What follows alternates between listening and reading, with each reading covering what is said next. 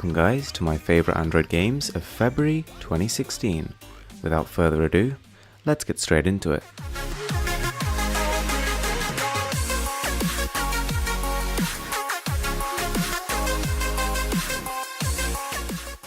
Number 1 on the list, in no particular order, is Traffic Rider. This is an awesome game. It's actually very similar to a lot that we've played before, driving through a road, avoiding obstacles. That's essentially what it is, but it's got a lot of really cool mechanics. To start with, the graphics and frame rate are impeccable. You've got a garage where there are tons of improvements. There's probably more upgrades on this than I've ever seen on a mobile phone racing game before. On top of that, there's a bonus incentive for going consistently above a certain speed level, which just makes it even more frantic.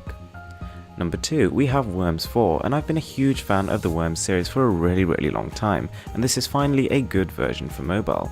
Costing $3.99 in the UK, it's hardly cheap, but then again this is almost as feature packed as a fully fledged PC version, so considering that and how much they've improved the graphics, the frame rate and the controls, I genuinely think it's really worth it.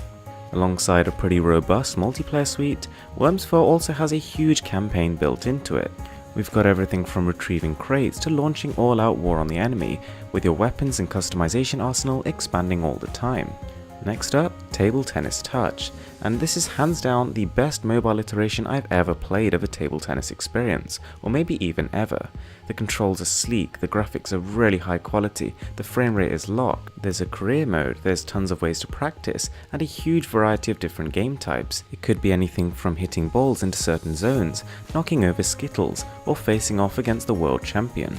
Either way, it's a rewarding, polished experience that'll definitely keep you coming back for more.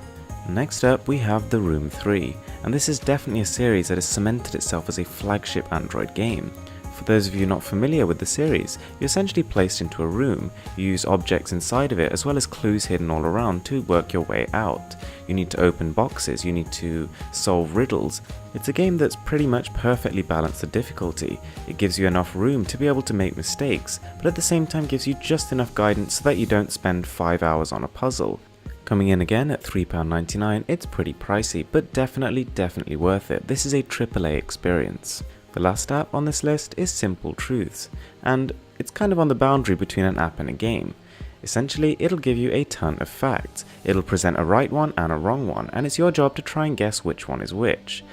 It's difficult, it's rewarding, it's actually funny sometimes, and on top of that, it's actually kind of useful. You do actually learn a lot of random, some would say useless, but I actually think they're quite cool little facts. The game actually progresses, so you can unlock different types of questions. You can actually create your own questions and submit them to the community, and you can even observe your stats and try and keep on top of leaderboards. So yeah, a pretty nice experience, and again, this one is free.